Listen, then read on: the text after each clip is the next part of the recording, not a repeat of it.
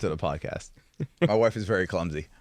I love her, but she's so clumsy that when she was pregnant with the Jax, I think it was, she fell down the stairs.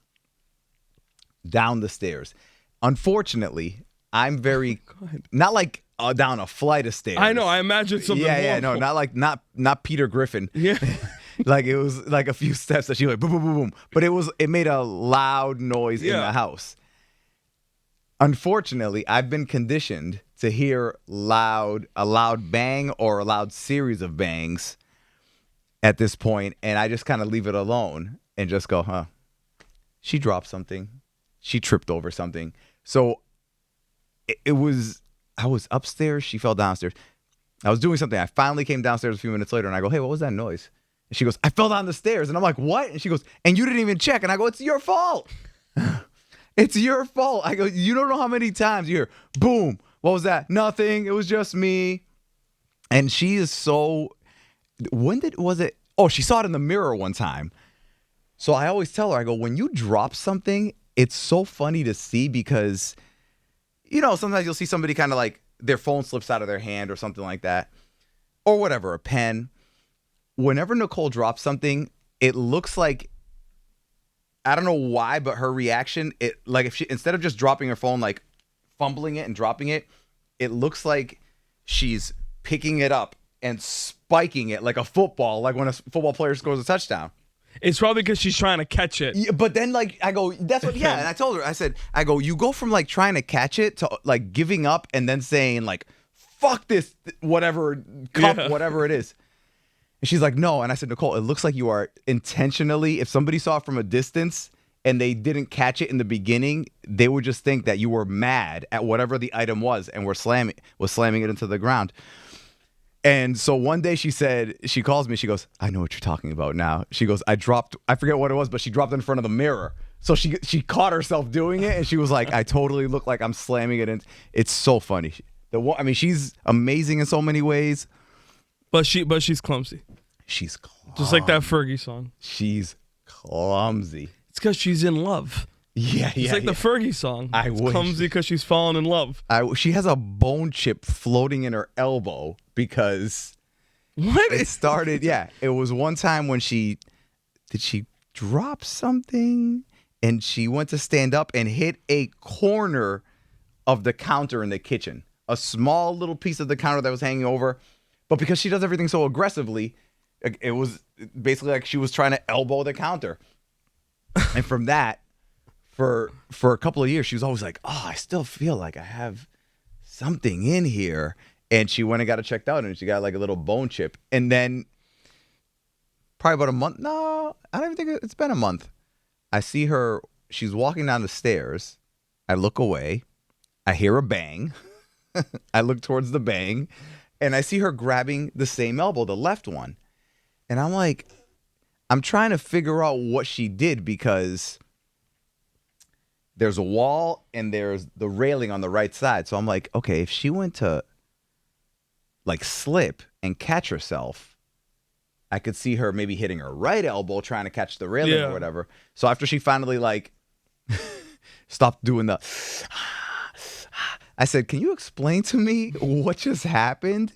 And she said, I went to, she made it down to the last step, the second to last step, I think. And she missed the last step and did one of these and just completely elbowed the corner of the wall. It's always all the little things where you're like, ooh, that could have been bad if it went this way.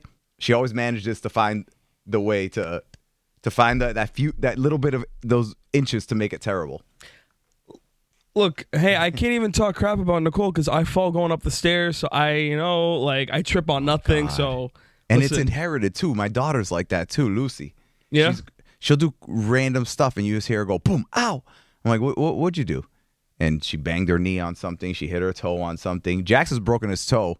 He's broken his toe once that we know about, but I'm convinced that he's rebroken it 3 or 4 times because he will just randomly, they both got it. They both got it from her. Jack's not as bad though. Lucy has it way more. Never, actually, I broke a bone when I was 2, but I've never broken a bone, knock on wood. Me neither. Yeah. I have dislocated my thumb and I've jacked up like my toes and stuff, but I've never broken a bone. And do you ever hear the theory behind that? It's like in all your previous, I'm gonna have to look it up because I'm gonna say it wrong. It's something like in your previous lives you've been broken so much that in this life you're being spared for indestructible, like physically, from people who have never broken a bone. Meaning. Symbolically, no, spiritual. Some believe it could be signify, oh, you're being protected by guardian angels too, or other spiritual entities. So you're being protected, my friend. So far. Protected. I know so far. Let's keep this going. I keep knocking on my head. Well, once again, Ramiro Torres, happy 49th birthday. Yes, thank you very much. How are we feeling? Are we feeling 49 like fine wine, or are we feeling 49 and not doing so fine? I'm feeling fantastic. Yeah? But yeah, I mean, for 49, which is supposed to be an old age, like I'll see people who are 49 and I'm like, you look like shit. But I feel great. I take care of myself. But how was it? I mean, my birthday was on a Wednesday, February 5th. I go to bed early because what I do. It's not a milestone birthday, so it was like a Wednesday. No, Nicole's parents or sister came over, and my two youngest were there, and we like ordered takeout and had a couple little slices of cheesecake. What'd you get for takeout? But this place called Nan's. Have you ever heard of it? Is it like pizza? No, it's more like they do like, little chicken dishes or salmon or wraps and stuff. It's good. Oh, it's actually really, really good. But tonight I'm going to dinner with all my kids, my parents.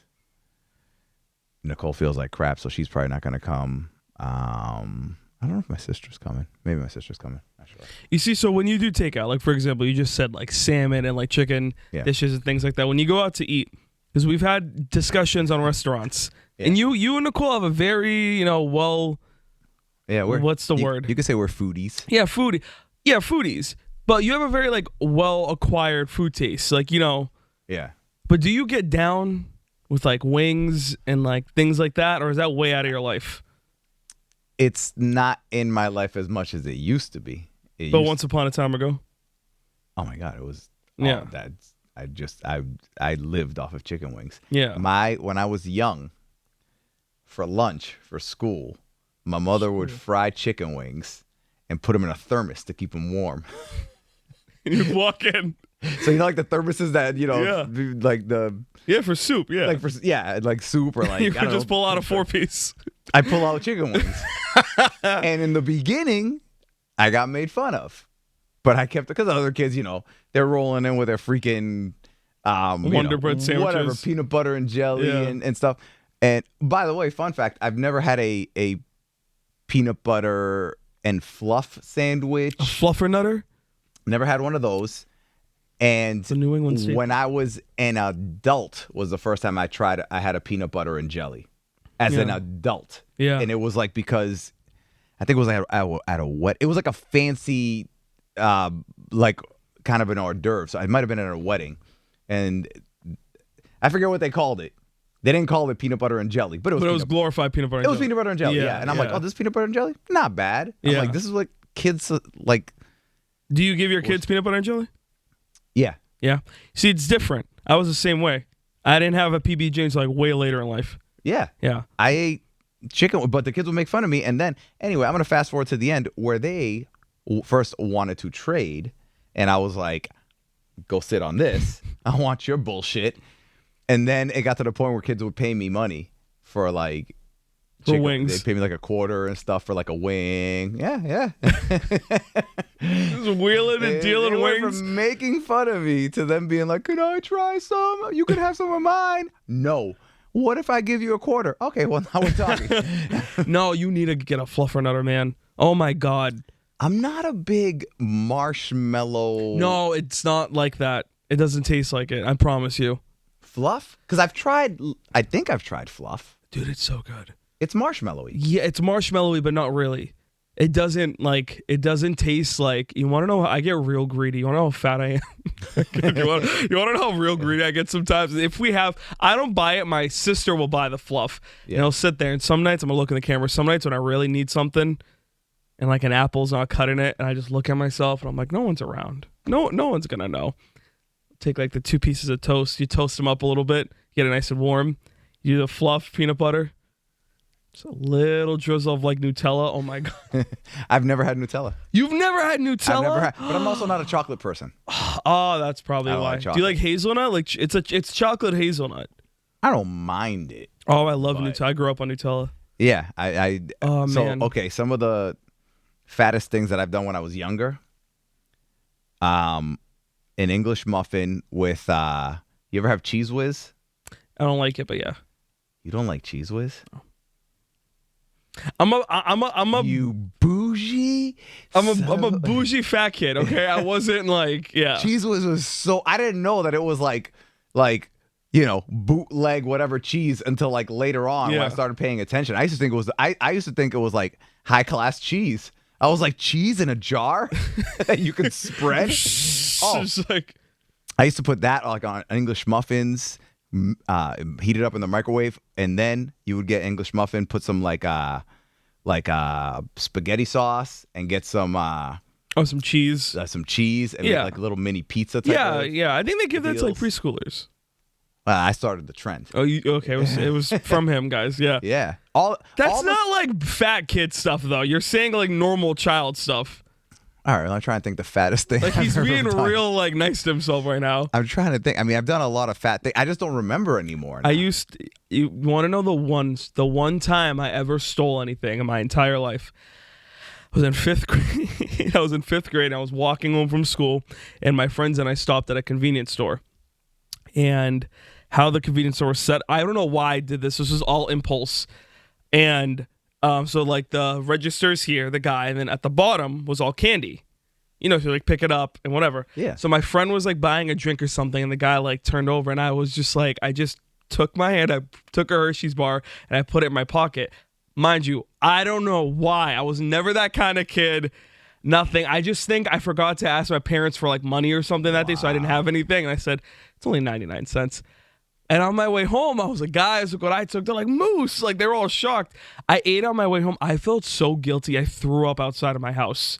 I threw it all up within like 5 minutes because I felt the guilt just set in. Wow. Never showed face in that place for like years. The unprompted stealing, too. Like, it wasn't even like peer pressure. Dude, that's messed up. I really wanted a chocolate bar. That's messed up. So that's like a real fat boy story. That is a fat boy story. That is a fat boy story, yeah. I used to hide the zebra cake wrappers in the... I'm getting too good. Wow. Go ahead. Keep going. I used to take So my mom barely bought junk food. She was like... It was my older siblings who would go and buy the snacks, so they were at the house, so like I would eat them, and so my parents didn't see. I would open the trash and like move some stuff and hide the wrapper, so that when she opened it, she didn't see it right there. Wow. Yeah. Hiding wrappers. And that's why we're in the gym 5 days a week and doing cardio 4 days a week. Yeah. So it's funny. There used to be a convenience store right across the street from my house where my parents live now. Still, it's not there anymore, but. The guy's name was Nemo. It was called Nemo's. The guy's name was Nemo. Same type of store right there where they, all the candies and stuff were in front of you. It was like crazy small. You literally walked in. To the right was the cash register with all the candy bars. To the left was the refrigerator with the sodas and all that stuff. A little past that was the chips, and he made subs, and he had a slush machine too. Oh, it was like a deli. It was like a New York deli, like a bodega. Yeah, like a small, like it was small. Like this studio's you could probably fit 1, 2, 3, 4 of those. Oh, okay, yeah, it was like super. Like it was. If you walked in side by side, they maybe you could fit 3 people across. Oh, okay. And so then it was tiny, yeah. it was from this wall, not even to that wall. It was tiny. Okay.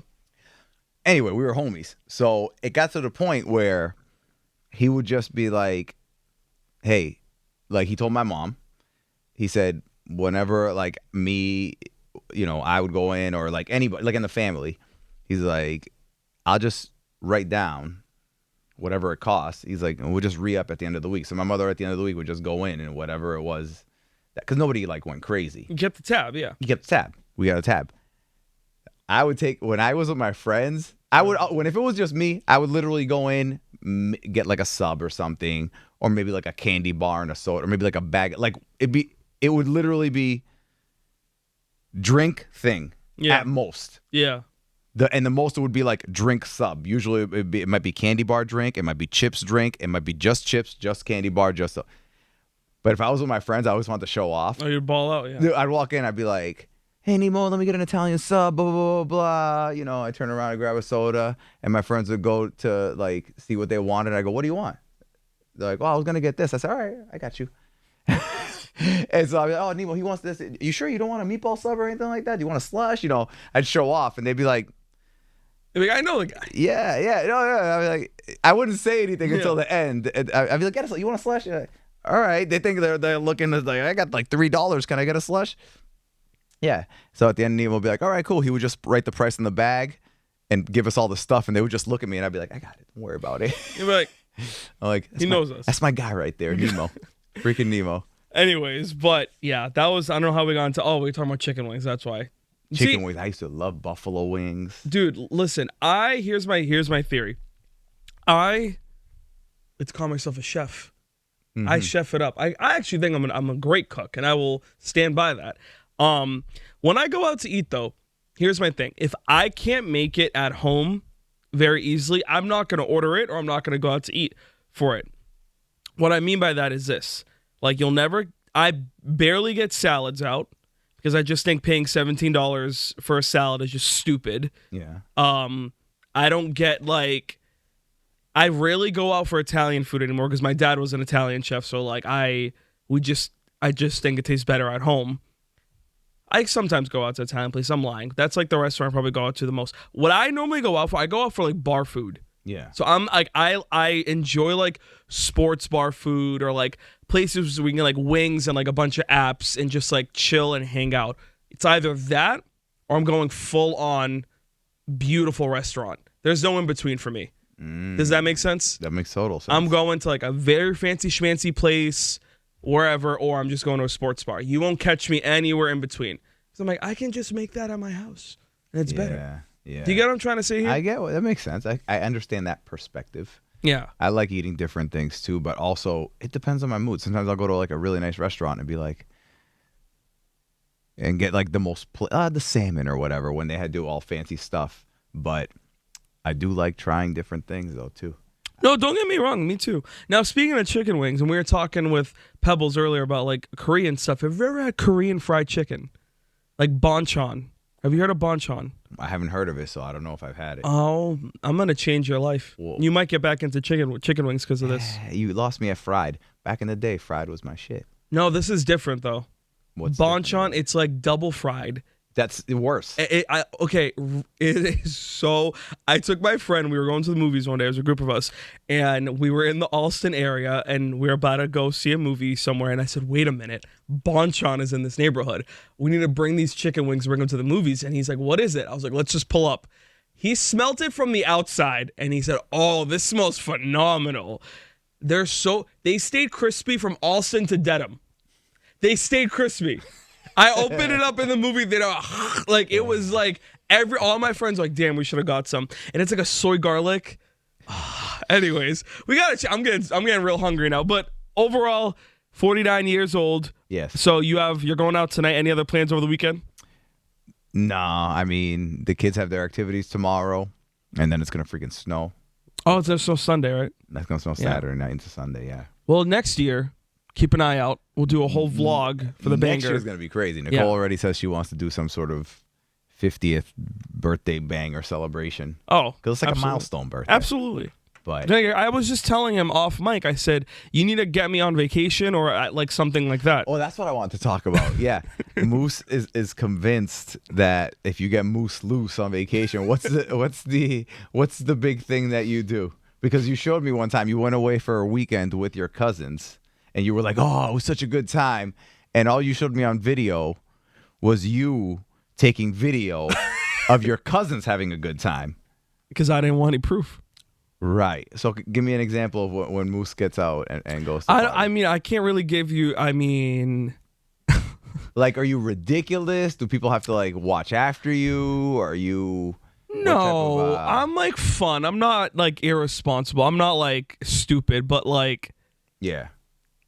I go on adventures. Like, I'll be with you, vibing, and then next you turn around, I'm gone. Okay. Listen, I party with all types. Yeah. Like, I used to have a friend who he would do that, and... Like in the middle of a conversation, he would just get up, get in the car, and drive away.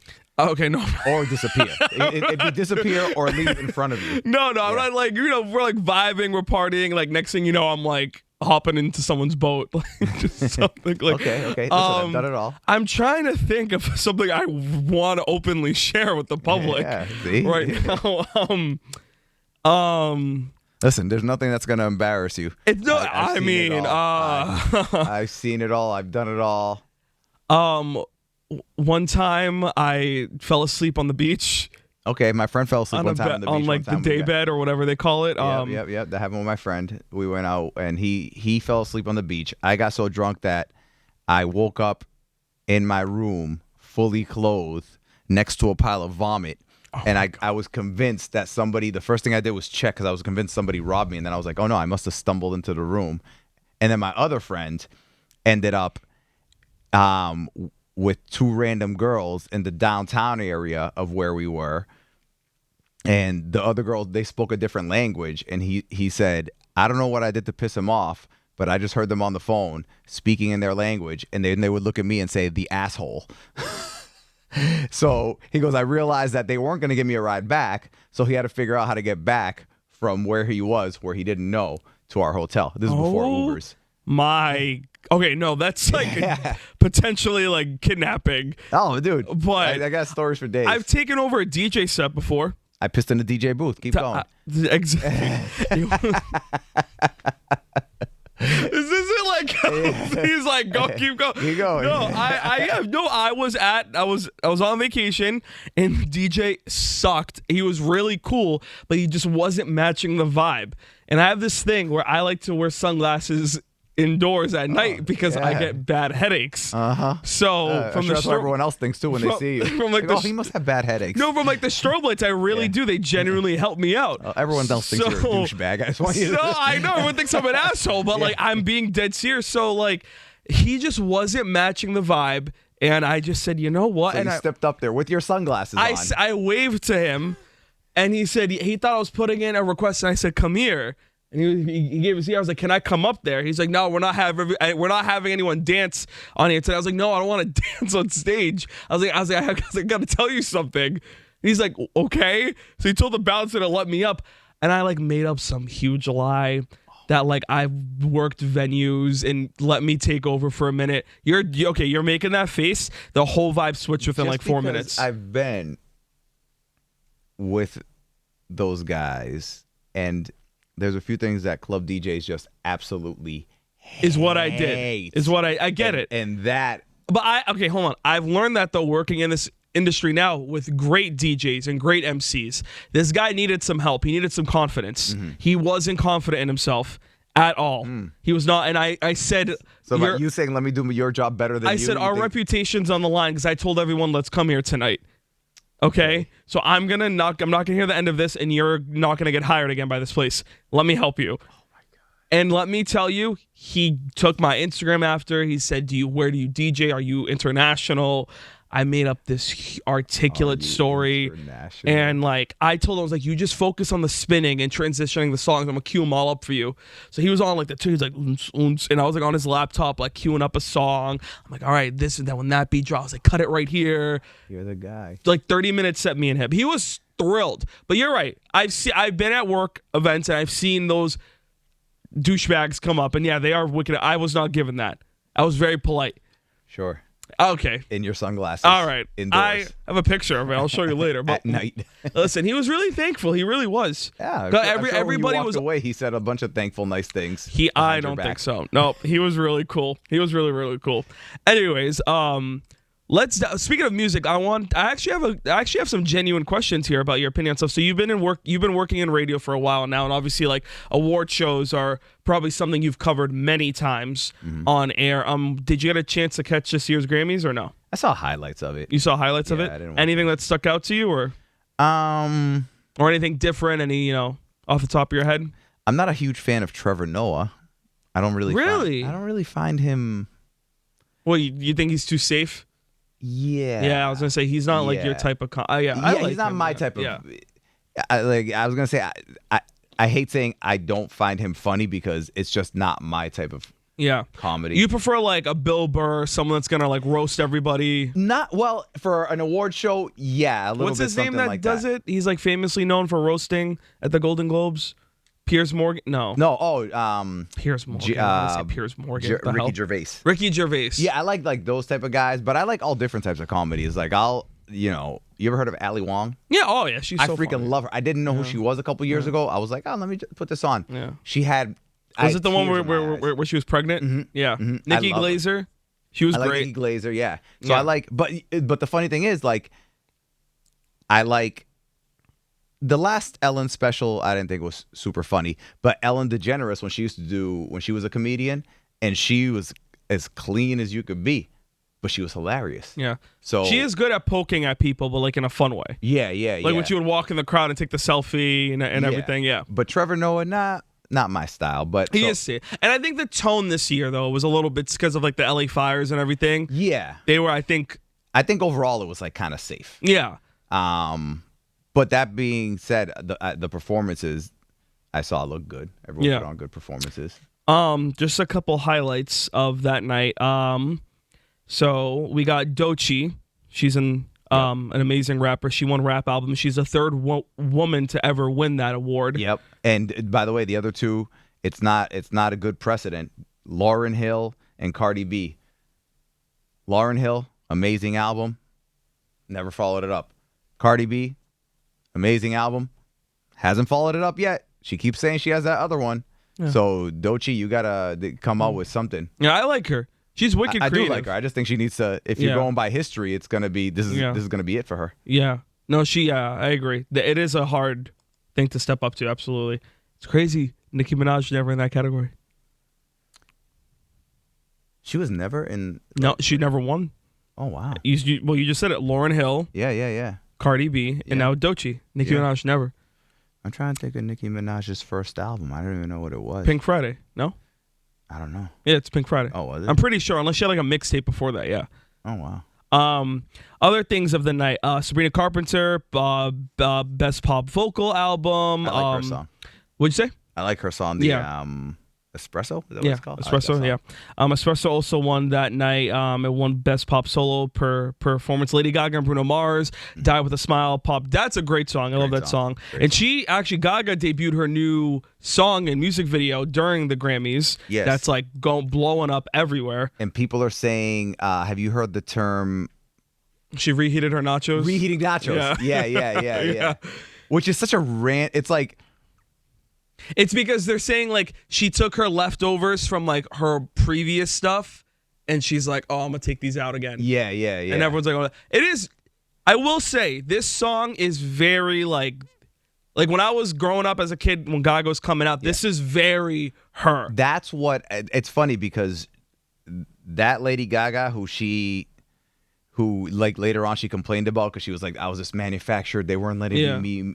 That to me was her best music when she kind of like did the other stuff. You could tell she's still a talented artist. I just wasn't a huge fan of her stuff. I do love that song with Bruno Mars though. Yeah. But I heard the clip of the new stuff and I'm like, oh, okay, we're getting old Lady Gaga back. It's very, I will always stand on this opinion of mine. I will say Lady Gaga is in our generation the most influential artist. And don't get me wrong, I respect and I love Beyonce, and I think she's probably our generation's Michael Jackson. But Lady Gaga is the one that really pushed the note. Because it's whether it's fashion, music, influence, what she has taken it and like made it her own. I like artists like that. I like artists that are different. They take something we're familiar with, they mess it all up and they throw it back at. Not mess it all up. They like, you know what I mean? Like make it their own. And she's someone I respect because in her music, she basically made her own genre. That's what I like in artists. When they take something, they make it their own. Because like you throw in that Gaga song, you won't even know it's her and you know it's her. You hear the beat, you hear everything. It's very Lady Gaga. I thought that song was great. The music video, spectacular. I thought it was very theatrical, very in your face. It was smart for her because she probably was like, oh, I can't perform this. You know, we're doing the LA Fires. But debuting at the Grammys was smart. Did you ever see her Super Bowl halftime show? Oh, yeah. I watched it live. I still one of my favorites of all time. Yeah. She was phenomenal. She's a great performer. And that's the one where the Patriots came back out after halftime and we won. That's right. I'm like, it's funny because you said that because I'm like, why did I'm not a big like halftime performer guy, but I'm like, I remember seeing that one live. It was because it was a Patriots one. Yeah, okay. Exactly. Yeah. Probably the most biggest news of that night: Beyonce winning Album of the Year. Yes. Now, for many who don't follow award shows or know the gravity of this, Album of the Year is probably the most coveted award of the night. Yeah. Because it's basically saying like your album held ish down the whole year. Before I go in, what's your opinion? I know you probably don't really have a deep one, but like, what's your whole opinion on the whole Cowboy Carter of it all? Her not getting Album of the Year. What's your whole take on it? I personally, I don't care. I'm like, whatever. She won. Congratulations. I'll hear people argue for and the ones that are like were mad against her, and I understand both perspectives. You know, for the people who are mad that she won for the country, oh, she's not country, all that stuff. They're coming at it from a perspective of, think of if there was a country artist who all of a sudden said, "Hey, I'm gonna start doing hip hop," and they did a hip hop album, even if it was good, just because it was a country artist doing his first hip hop album, a lot of hip hop people would probably say it sucks before even hearing it. Yeah. Which is what I feel like a lot of probably country people that probably did with Beyonce's. Yeah. I haven't heard the album. Why haven't I heard it? Because I'm not a huge fan of country music. Like, I like some country music, but I like pop country. Yeah. You know, like country music. Like not too yeehaw. Like, did you watch Yellowstone? Yeah. Okay. Like whenever they would have performances and stuff on there. Like Lainey Wilson when she was on? Some of them I liked it. And then other ones, I like the girl country music, honestly, more than the guy. Yeah, no, I agree. I know what you're saying. Yeah, they have pop country. Other ones, yeah. And I'd be like, wow, I am so not Carrie into Underwood, that. like Before He Cheats, like that kind of vibe. Yeah, like Taylor Swift when she was, before she went straight pop, like her, like whatever she did when she was like a country artist. But, so anyway, if a country artist went and did hip hop, even if it was good, a lot of hip hop people, first of all, probably wouldn't listen to it. Second of all, if the guy won best hip hop album or best album, they 100% would be pissed off and say the guy didn't deserve it. So it's just that on the other side. Yeah. So that's why I understand that perspective. Yeah. Are there probably some idiots, hardcore, just racists who are like, she don't deserve it because she's black? Probably. There's assholes in every group of people. Yeah. But I think for the most part, that's it. But she won best country album and album of the year, which is yeah. But for me personally, I remember when she won, I said, so should I like listen to Cowboy Carter? Is it good? Because at first I was like, Beyonce doing country. It was the same when who did, I think Snoop did like a gospel album or something like that, and I was like, oh, good for him. I'm not gonna listen to it because I'm not into that. Post type of music. Malone's leaning towards country as well. Good for him. Yeah, and they're both from Texas. Yeah, and go for it. Yeah, especially now. There's just so many genres. Aren't so the walls in between genres aren't big, hard, concrete. I can't get over and climb over this fence. It's like a line in the sand that's just people cross over so much easier for stuff. Well, it's funny you say that because in her Cowboy Carter album, she has the first. I'm gonna misquote this. She has the first black country artist to go mainstream. Her name is Linda Martell. Yeah. She has her doing interludes throughout the album, and one of the interludes is she's like, genres are a curious thing, aren't they? And like basically saying what you just said. And the whole point of that album, the reason why I think that album is one of I like that album a lot because she just really took something and she was like, y'all think I can't do this? And she went boots to the ground, brought like old school folk country, pop country. She got Shabuzi on it, doing like hip hop country. So she did some country She songs did like too. deep south. Yeah. Like she went to like her roots. By the way, I was going to say, she's logistically, I mean, she is country. Yeah. She's from Houston, which if you're from Texas, you're probably like, Houston isn't like She says cowboy country. That's the city. But my daddy, Alabama, mama, Louisiana. yeah, that's what I'm talking about. So it's like, if she was like born in the Bronx and her dad, like, then I'd be like, all right, you know, okay, you're playing it along, but it's a very it's like a good listen. She really goes there, and she has like Miley Cyrus on it, Post Malone, Dolly Parton. Like she goes. I think it deserved, because all the talk about it too, and like the sales and everything, I think she deserved it. Now, album of the year. Here's the thing. I do agree that Cowboy Carter really was influential. My only thing is this, is like, I think the year she should have won it was her Lemonade album. It was, I don't know if you remember, it was that year Adele won, and Adele was crying on stage. She's like, I can't accept this. Beyonce, you should have won this. You know what I mean?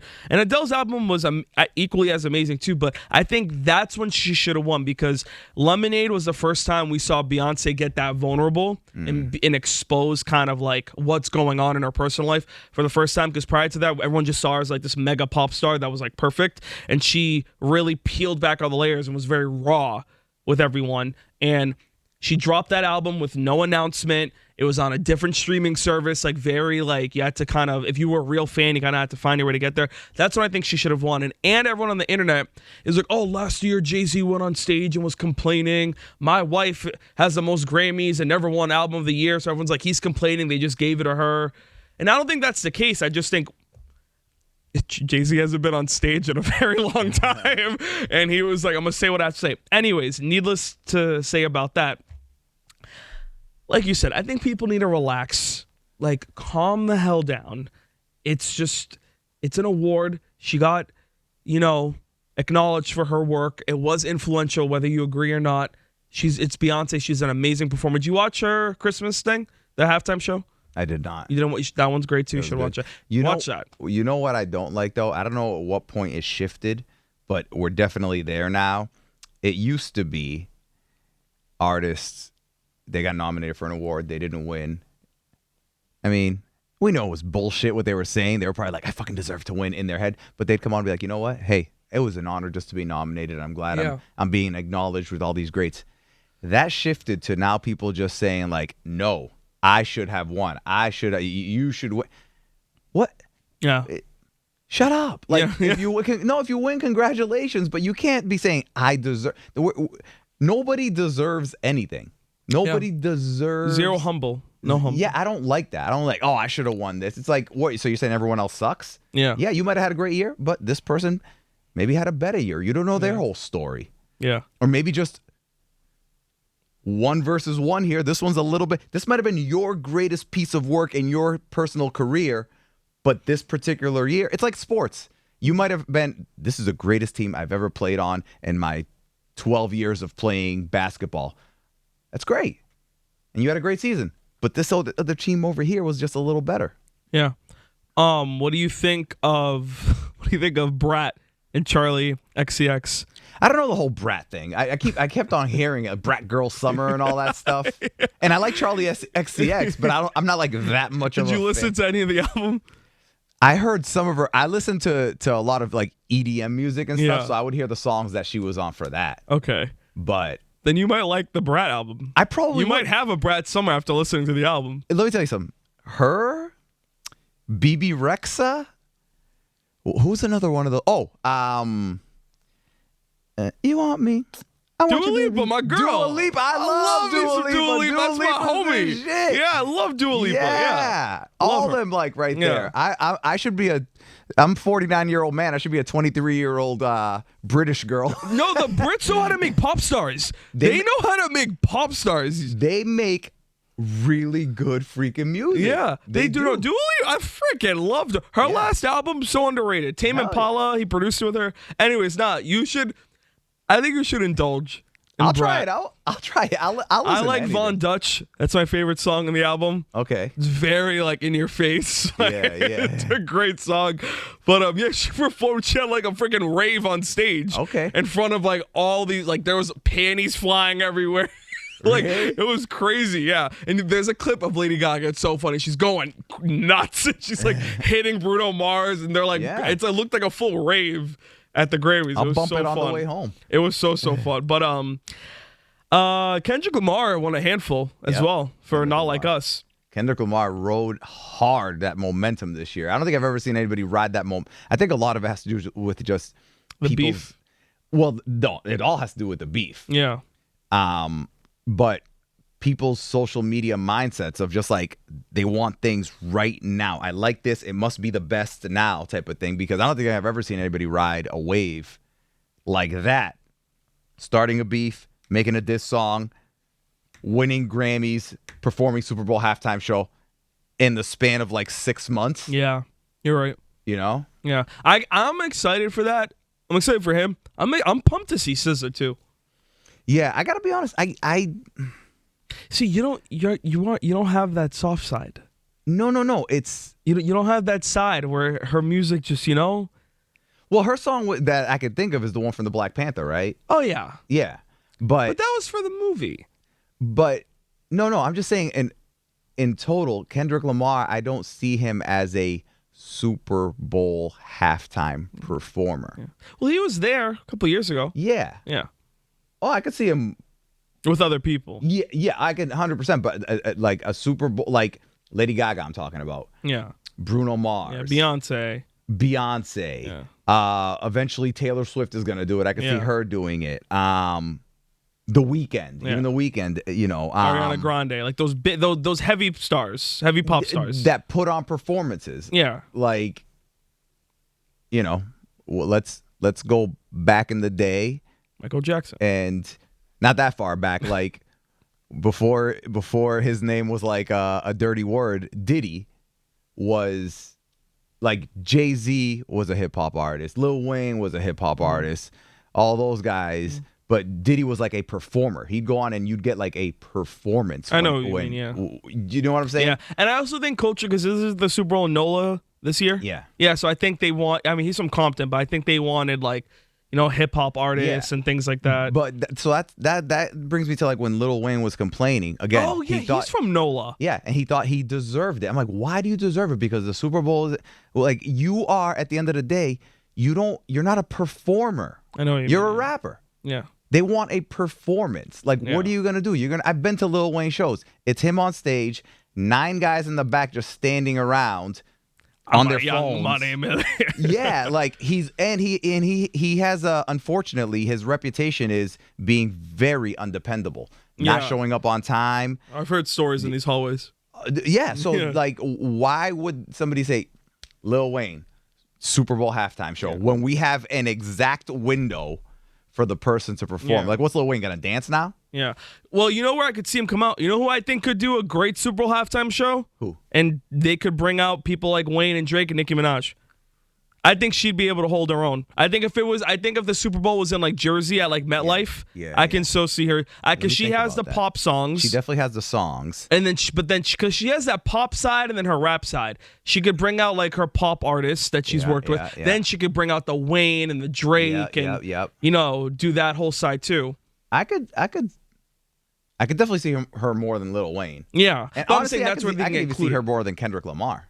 Yeah, I think she could do a great halftime show. I think she'd be good. Her VMA performance is always nuts. Everyone in this freaking arena is going crazy when she comes out. Yeah, I could see her doing it. But that's the type of artist that you need. Do you have? So, is your favorite halftime show is the Gaga one? You think? Or? That I can think of right now in most recent memory was probably the Lady Gaga. Yeah, one. I love that one too. I love the one with Beyonce, Bruno Mars, and Coldplay. Do you remember that one? Super Bowl 50. Yep. That one was really good. I mean, the Michael Jackson one I think is just like nothing. That was insane. Where he had like five. I saw it. I don't even remember. You know, he had like 5 different versions of him at the top of the arena, and everyone was. But I mean, it's Michael Jackson. You want to talk about a performer? Yeah, he was phenomenal. Beyonce's first one was great. I'm trying to think. Taylor Swift's when she does it. That's gonna be wild. Like you know who else would put on if he didn't have like a stigma? Oh God, Chris Brown. Oh yeah, that's true. Chris Brown would kill he would the stuff that people liked about Usher. I think Chris Brown could do that to the next level. Yeah, but he's not. He has a stigma attached to him. What'd you think of Rihanna's? She was pregnant. I thought it was she was pregnant. I thought it was all right. It looks damn cool. Yeah. Whatever she does always looks so cool. Yeah. She does a lot of stuff around her. Mm-hmm.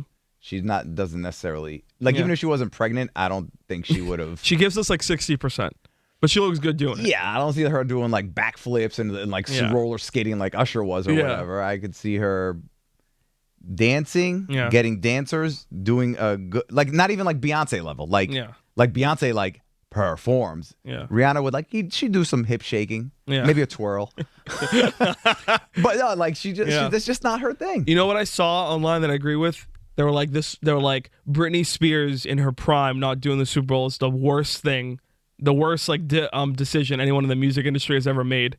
In her prime, she would have.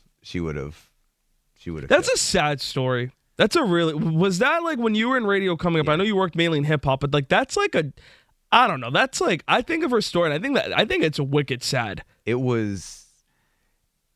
I mean, I found it entertaining because, and this was, you gotta remember, this is like when really the kind of like the TMZs and all that stuff were like invading people's privacy. Yeah, and so now I believe artists should be, well, people are people, so some people just aren't used to like a little bit of attention. They just can't handle it. But I think now it's easier to be prepared for things of that nature, like cameras and all stuff. It's going to get annoying, but it's easier to be prepared. It's easier to like Bill Belichick your way and be like, all right, it's a press conference. Mm-hmm. I'm just going to give him as little as possible and keep moving with my life. But she was getting a lot of good attention, but then like when the bad attention started going, like she had like a legit melt that she shaved her head bald and attacked a car with an umbrella. On camera. Yeah, like she went full on nut. Yeah, like she went nuts. Yeah, like now people, she went through an episode or whatever. Nobody said that back then. They were just like, yo, this girl just lost it. Yeah, she shaved her head and attacked. Yeah. Like if that was anybody not named Britney Spears, you'd be like. She'd be like that person in the neighborhood. You see him walking down the street. Yeah, like oh, don't talk to her. Yeah, yeah, that's the chick that loses it. That's why it's crazy because it's like imagine being from when you're a child. You have the public eye. Is every little thing you do is like picked at and this is like pre-social media. And then when social media kicks in, you know what I mean? It's like, and then learning everything that happened to her, like she was under that conservatorship and everything too. I'm just like. Damn. And then when I saw that comment online, someone was like, we were really robbed. I'm like, honestly, yeah. A Britney Spears that would have been great too. Like it just comes to show you how different a day and age is. Like back to the Grammys, that artist Chappell Roan, when she won, she spent her speech talking about how she was calling out the music executives and the record labels saying you should offer living wages and health insurance to up and coming artists. Cause she's like, no one knew who I was 2 years ago and I could barely pay my rent. Right. Because now I'm winning Grammys. She was like, she's like, you guys should do that. So people are way more outspoken about that stuff. What do you think of her? I think that I like how she speaks her mind. I think sometimes I don't know. You got to understand at the end of the day, it's a game. I like to look at it like really from far away. And I'm like, listen, it comes with the territory. Yeah. When you're going to do something, you got to go. Like, I'll say to my kids, hey, when you try and figure out what it is that you want to do in life, forget about how much you love it. Go and experience, do an internship, work, whatever, get a job doing it, and see how you're going to be on the days that suck. Because ultimately, that's it. And no matter what you're doing, there's always going to be the negative shit that you got to deal with. So like whenever a celebrity complains about people being mean in the public and saying this and saying that, I'm like, yo, why are you acting surprised? Why are you? If you're gonna be a music celebrity or a movie star or whatever, that comes with the territory. You can adjust it as much as you want, but you just know that there's gonna be times that people are gonna be all up in your business. You love the good, you got to deal with the shit. And the same with anybody who gets into the music business. At this point, who hasn't heard the story of read your contract? They're doing this, they're doing that, they're messing with you, and I don't know Chappell Roan's whole story. Was she like a big internet star and then got like a big record deal? No, or she was like she got signed at like 17. Okay. And then did like a couple singles. She was out in California, and then her label dropped her. Okay. And then she like moved back home, and then said, "All right, I'm gonna move out to California one more time." I think in like 2020 during COVID, like at the end of COVID. She's like, I'm gonna give it one more shot, and like she released, I think, Pink Pony Club. Yeah. That like song that blew up. That's the one she did on the horse, right? Yeah. I like that song. Yeah, me too. Yeah. And she started getting traction, but not a lot. She was signed to a label, but as like a very minor artist, I think. Yeah. I think she blew up because she opened for Olivia Rodrigo. Yeah. Okay. And then she did some festival from like the Olivia Rodrigo fandom during that tour. She worked with Olivia Rodrigo's producer for her new album. Then she started doing a bunch of festivals. Yeah. And that's where she started getting I think she did Lollapalooza in New York, and it was like over 100,000 people came to see her. Okay. At Lollapalooza. But she did it more of the record because the reason I asked is because there's a lot of artists now, especially who, they do their little stuff on social media. Billie Eilish. Yeah, and they blow up, and then the record labels start coming to them, and they're like, yeah, why would I? Yeah. Literally Billie Eilish. Yeah, I'm doing all this on my own. Yeah. Why am I all of a sudden going to say, yeah, you help me and give you some of the money that I don't need to give you? Yeah. Like, let you take. So that's why I was asking about her, because I'm like, if she started doing it from the record label stuff from the beginning, then it's Billie Eilish literally was her and her brother. Yeah, then that's why you're going to complain, because it's not. You're seeing what other people are portraying, and you're like, this is going to be great. I'm going to be a famous singer and have all this money thrown at me. Yeah. And then you don't realize the label's like, no, that's not how it works. That's why I asked that entertainment lawyer we had on. I was like, what's your opinion on 360 deals? Because that's like it's a big conversation in like the record label industry, because it's like you're basically like signing a loan. Yeah. They're basically like, we're going to give you all this money to make a record, and you have to pay it back. then they forget. It's a mortgage. Yeah. Then they forget how much promotion costs. Yep. And then if your project unfortunately doesn't deliver, and you owe them all this money, they're either going to drop you, or you're going to go bankrupt, or they'll say, okay, we'll give you another chance, but now you're going to owe us double. Yeah. You know what I mean? So it's like, and you're paying for things you don't know about. I remember Jay-Z, I don't know if it was one of our shows, but a production guy who used to work at a lot of our concerts that we did, he was telling me about a story of Jay-Z. I believe it was Jay-Z, but it was like after a show or whatever, and they were kind of going through all the expenditures, and that Jay-Z just happened to walk in the room, and he goes, who's paying for all that? And they said, you are. And after that concert, all the dressing room, all the bullshit that that people go lavish with behind the scenes, he cut all that in half, because he was like, shit, I didn't know I was paying for that. This was all coming out of my pocket, So that's a famous story. Yeah, because a lot of these artists, they don't know. They just think, oh, it's just dropping a big bucket of money in. Can you think of was there ever an interview you were walking into where you were like, oh crap? Because you don't really get nervous. No. But like, was there ever one where you were like early on, I think I got nervous for a bunch. Like who? Is there some? Okay, already. Who was your first celebrity interview? Blackstreet. I don't know who that is. No diggity. No oh doubt. yeah, I'm an idiot. I know that song. Yeah, it was them. It was them. Yeah. So I was nervous for that one, because I was just like, I just started on air and I was filling in that day, and they happened to come in. This was like a lot different. Back, like artists used to just like kind of like show up. Yeah. And they kind of showed up and they said, do you want to interview Blackstreet? And I'm like, yeah. So I was nervous for that, because it was my first one. Funny story with Britney Spears. She one day just showed up with the record label at the radio station, and we thought she was a prize winner. she was like in the lobby, and we're like, I mean, she was, I don't know, 17, 18.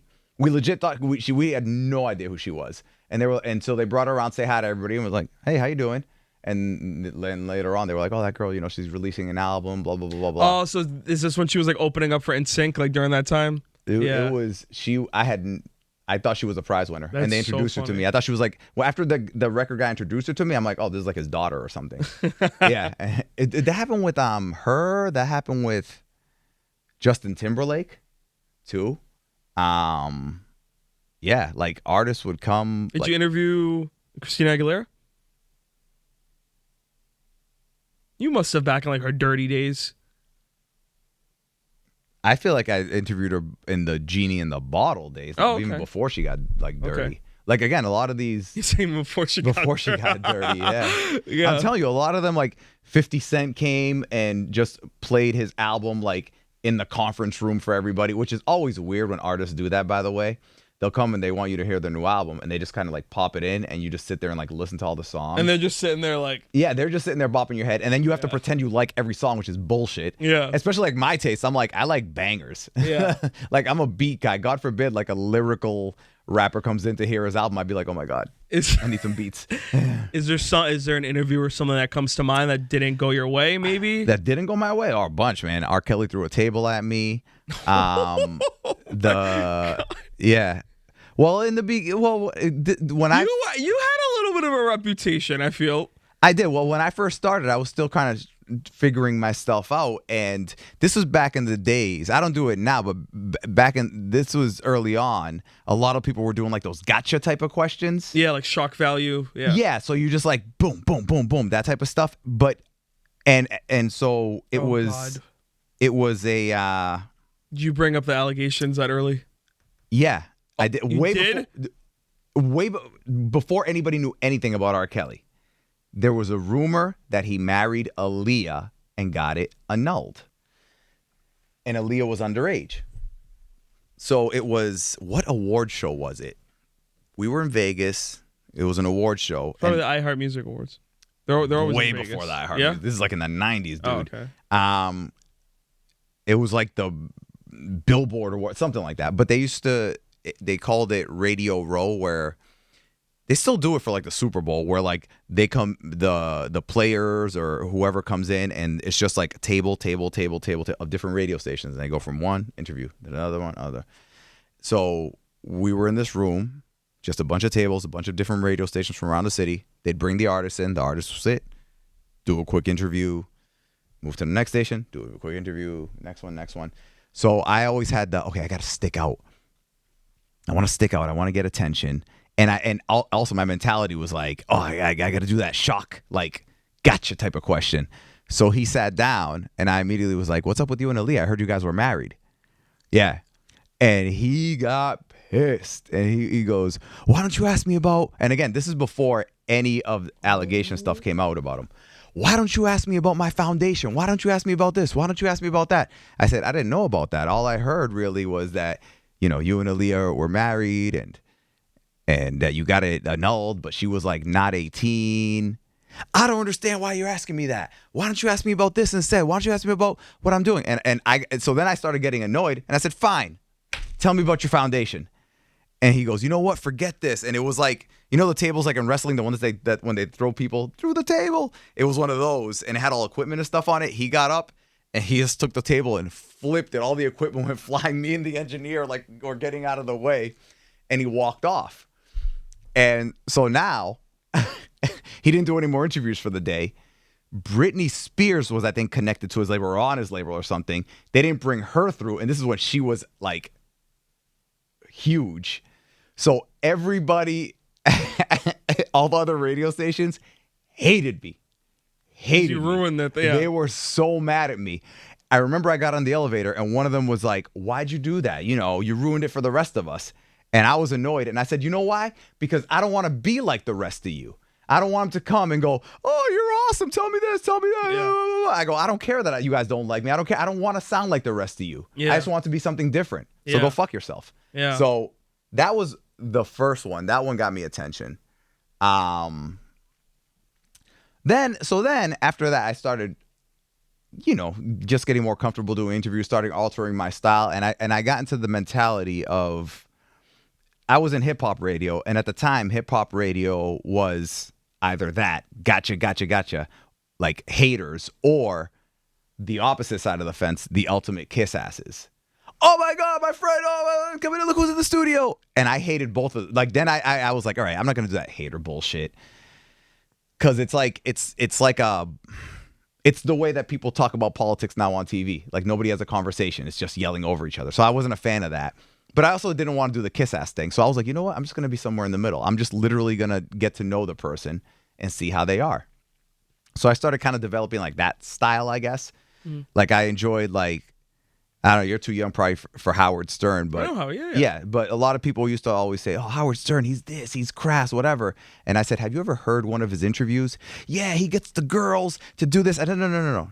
Not like with a porn star. Like when he gets like a celebrity in there. Have you ever heard one of his interviews? Yeah, he gets this, he gets that. I said, he gets things out of them that nobody else gets. I go, listen to the way he talks to them. He asked them this. He doesn't ask them that right away. He gets them to open up. He gets them comfortable. And then next thing you know, they're talking about freaking threesomes or whatever it is. And I said, it's Oprah Winfrey without going over the edge with the questions. So I started like really like paying attention to like Oprah Winfrey, Howard Stern, and just then the artist would come in and I'd start talking to him like that. So another one was Mike Epps, the comedian. You know Mike Epps? Yeah. So he came in one day.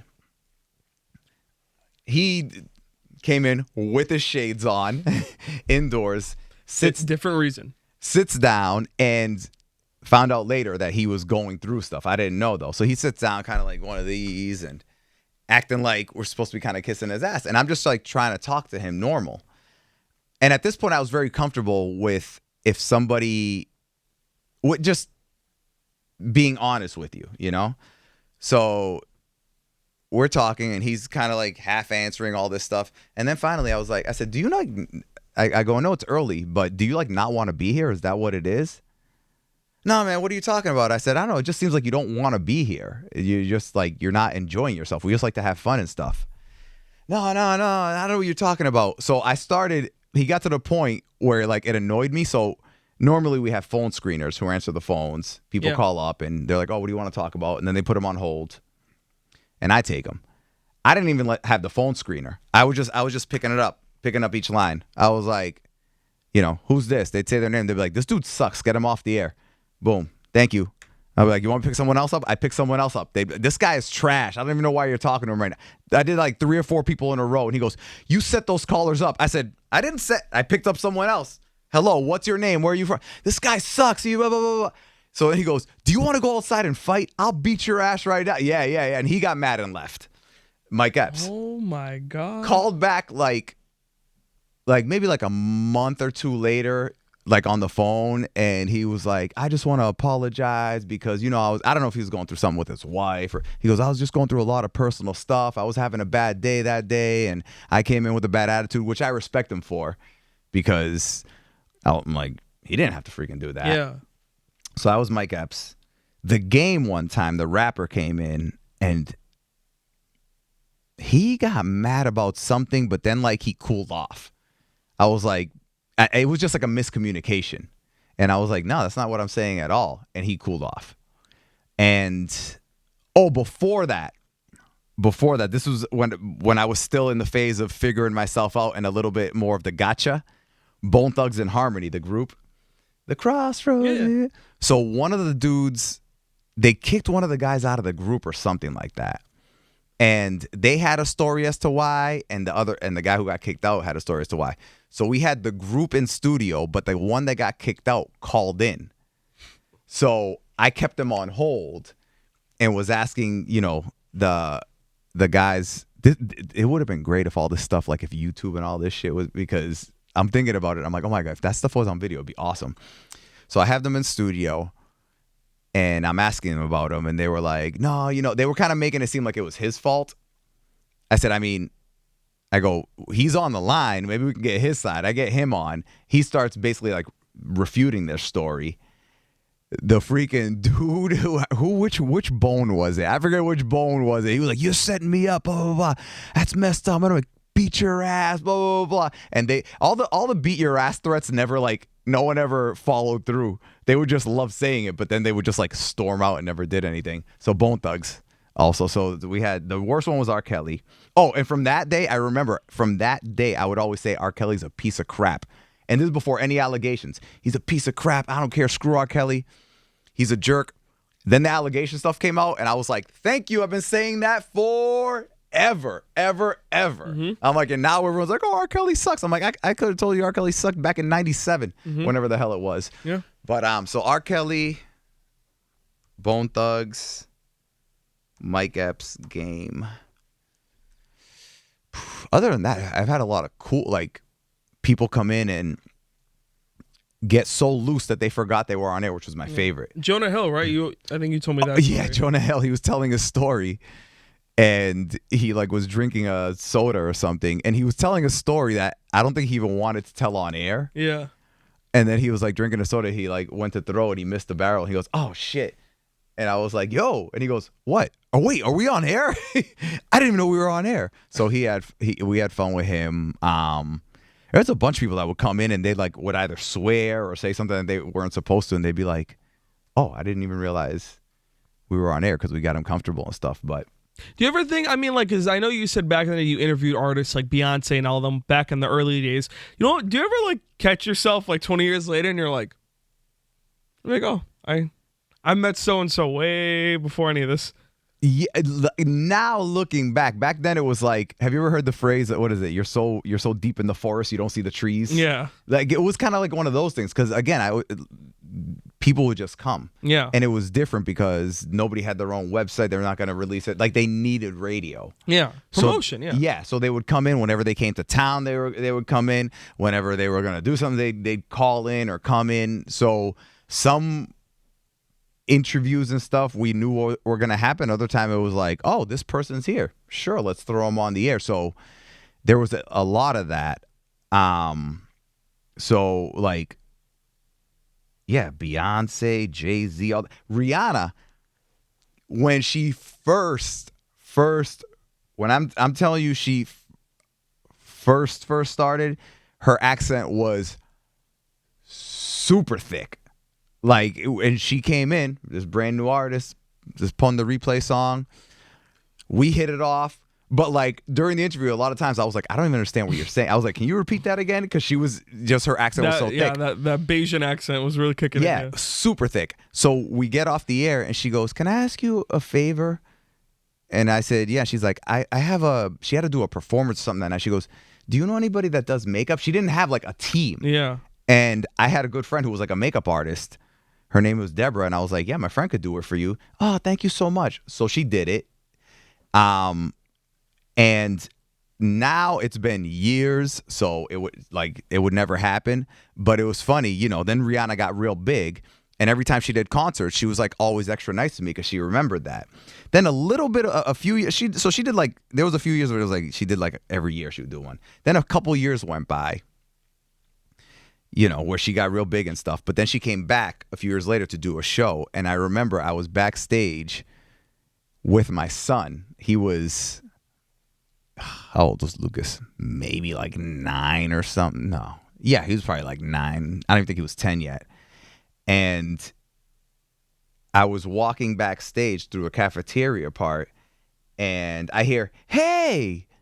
And I was with Lucas. And I was like, and I look. And it was her at a table. And she was like dressed like to go on stage. So it was like crazy scantily clad. This is when I realized my son liked girls because he was like this. He did not, his mouth was open. He didn't blink the entire time. He was just like, and she's like, hey, what's up? Whatever. And he was like, how do you know her? So like, that was cool. Like she like remembered me and stuff. Like again, but that was, like if like now she'd be like, I don't know who the hell you are, dude. You never know that. Well, it's funny too. She didn't have a makeup artist at the time. Now she owns $1 billion makeup brand. That's what I'm saying. I'm like, it was like just because she was so brand new, did her a favor and she remembered. Yeah. That's interesting too. Yeah. I have a funny celeb story to end off on. Did I ever tell the story with Adam Sandler and me? No. So I was like, how old was I? I must have been like 10 or 11. And I was in Boston with my family. We're in Faneuil Hall, like Quincy Market area. And it's summertime, so it's always busy in that area. It's always busy. It must have been like spring, summer. I remember because it was really nice out. And I was with my family, and I went to go get something or buy something or like whatever. And then I was like looking at this thing to like pick it up, and then I just for some reason felt the crowd get bigger. I don't know how to explain it, but make it make sense in your head. The crowd just got bigger, and I was like, and I'm like a kid, so I'm like not realizing anything. Then I turn, and I'm 11. This lady passes me her cell phone, and she's like, "Can you take a picture of me and your dad?" And I went, "My dad's not here." And I stopped for it, and I didn't even take the phone out of her hand. Next thing I know, someone puts their arm around my, like this, like on me. And he's like, "How about you take a picture of me and my son?" And I looked up. Adam Sandler? It was Adam Sandler. Now, mind you, it didn't register. Because I'm like, wait a minute. And because he looks up and I was like, "Is that my dad?" I was like, "Is that my dad?" The lady takes a photo of us. I look, and I remember his daughters were really young because his wife had a stroller. Yeah. And he's laughing, and then he goes, "Wait a minute, where are your parents?" And I was like, "Oh, they're right over there." And he walks me to my family, and my sister's like, "What the hell?" and everything. Hilarious. And then Louis like, "All right," he's like, "All right, buddy. Like, I wanted to make sure like you weren't alone." He walked away, and I like for some reason didn't. I knew it was Adam Sandler. I just didn't put two and two together. And that's always because I love him, and I always think back. I'm like, I didn't even say. I just was like, like I didn't say anything to him. I just was like going along with the whole thing. That was a real. I look back at that all the time. I'm like, what the hell was even that? Yeah. Oh my gosh. So he was wicked cool. Have you met him? I'm sure when he did like movie promo. He shoots a lot in Boston. Any of the guys like from Grown Ups, like Kevin James, any of them? A friend of mine was in Kevin James movies because he trains Muay Thai and stuff, and Kevin James came to train with him. Here comes the stuff. boom. Yeah, and he put him in the movie. And they filmed at your old high school, right? That was that the Adam Sandler movie? No, it was the Kevin James one. They filmed at the old Everett High. No. That was the Adam Sandler movie where he was like the kid who got his teacher pregnant. Oh yeah. For that. Yeah, that's my boy or something like that. Yeah, that one. Oh, okay. I thought it was the Kevin James one. It's funny because some people, they'll ask, people like how you just said, "Have you talked to this person?" And I'm like, "Have I? Mm-hmm. Maybe. Have I? I know I've talked to Ben Affleck, Matt Damon, Jackie Chan, Sylvester Stallone." You talked to Stallone?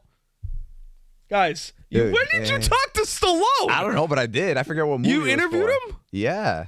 When was this? Can I just say the nicest? It's funny. One thing I noticed too. You just named like three of my idols, like back to back to back. No, but with celebrities, the ones I would notice a pattern. I'm like, oh, like Sylvester Stallone, LL Cool J, like all the ones who were in the game for a while. There's a reason. It's because whether or not they like to do it, again, when they were out doing stuff, they're like, "I'm gonna do my best to give a good whatever." They play the game, yeah. Yes. Whereas the people who are almost like one-hit wonders, that's why that when you were saying thing about that Chapel Roan, like the first thing that popped in my head was, if I met her years ago, I don't know if I'd like her, because there would be artists who would become kind of like one-hit wonders, and they would come in and they would act like they cured fucking cancer. They thought they were the shit. They would show up late. They thought they could do whatever they want. And I'm like, dude, you have one song that's going to be big for about 4 to 5 months, and that's probably going to be it. And I saw so many of those artists, and like that was the pattern. The pattern was the new artists who couldn't handle the fame or thought the fame was going to last forever acted like they were royalty, and the ones who had longevity did it because of the way that they approached everything. Not like, I got to do some bullshit interview. Sylvester Stallone was one of those guys. He's fucking awesome. Damn. Awesome. And that was like a childhood. Like, listen, when I was little, Sylvester Stallone, Arnold Schwarzenegger, Hulk Hogan, like those were my they were my real life toys. Yeah. Like, you know what I'm saying? Like action figures come to life. Yeah. And I talked to Arnold, but he was cool. I didn't see him in person. But Hulk Hogan was mad cool. Sylvester Stallone, mad cool. Jackie Chan. That must have been such a cool. Oh, dude, he was the man. Yeah, he was the man. Ramiro, I think this needs to be a whole, like, I gotta go on Google and I have to, like, find all these archives somewhere. Wait, I got another story for you real quick. Remember what he's in something now. What the hell is he in now? Wilmer Valderrama. Yeah. Okay, he's in something now. You guys I look saw him related. recently. Huh? You guys look related. Yeah, well, there was a stretch where he was, I don't know, I think a lot of, like, this is maybe, like, it was the first time a lot of these, like, white girl celebrities met, like, a Hispanic dude and they got a little taste of it or something, because he was, like, all the famous actresses and stuff in Hollywood loved him. He'd go from one to another to another to another. None of them shit talked him, though. They all just loved him. So, but whenever people would interview him, they would talk to him about that. But again, they did it in the gotcha way. And he didn't like that. So we interviewed him, I remember, and I'm like, all right, well, I want to talk to, because I also want to talk about the stuff that people are talking about that people want to hear, but I'm not going to be like, so what's going on with you banging all these chicks? So the analogy I gave him, we were talking about stuff, and then I gave him the analogy of high school. I said, yo, you're the guy in high school right now, like the quarterback who, like, everybody wants to be friends with or whatever. I did that as, like, a quick, just like a quick line. And he, like, laughed, and he started talking about, being in Hollywood and getting attention and all that stuff. So, and this was on the phone. So we finished the interview, and we, like, sometimes I'll say bye to the person, like, on the air and hang up with them on the air. Other times we might keep them on because, like, oh, can you hold on maybe to get some, like, hey, this is Wilmer Valderrama and I'm listening to whatever. Like those type of drops. Although I didn't like getting those over the phone. I like those in person. But anyway, so his was going to be like, oh, thanks for coming on. Hang up with them. Yeah. Keep it moving. Thanks for coming on. I went to hang up, but it didn't hang up on my end. Shut off the mics, whatever. And then I hear, hello? And I'm like, hello? And it was still hit. He didn't hang up. And I was like, hi. And he goes, hey, can I just say something to you? And I'm like, me? He goes, yeah. And I said, yeah. He goes, man, I just want to thank you so much. That was, like, a really fun interview to do, because so many people right now, they just, like, every time I go to do an interview, I feel like I have to be defensive, blah, blah, blah. But you just made it really fun, and you made it easy to talk about things. And I was like, thanks. And I remember when that happened, that's, like, when I started kind of, like, shifting. I was still, like, finding my way, and I was like, all right, I'm doing the right thing. Do you know what I'm saying? Yeah. And the reason I brought that one up too is because there was a girl who worked for, it used to be a trade publication called Radio and Records. And I think it was that interview that she heard. I remember I talked about that interview. I don't know if it was that one that she heard or a different one, but she asked, she's like, oh, can I interview you? And I said, yeah, about what? She's like, I really like the way that you interview people. She, like, went back and listened to a bunch of my interviews with people and wanted to do, like, did, like, an article on me on the way I interview people. And I'm like, oh, that's pretty cool. Mm-hmm. So, yeah. I know. I really do think I need to, like, I'm going to, like, find just a bunch, and then next time we have a solo one, I'm just going to throw them at you. Like, do you remember this one? Do you remember that one? Yeah, find them. Let me know. Somebody was sent me, it's called, not Time Machine, but there's, like, a website where you could, like, go and find, like, old websites that are, like, have been deleted. Like, a lot of stuff I did on Jammin' they got rid of. Yeah. Like, somebody made a video game of me.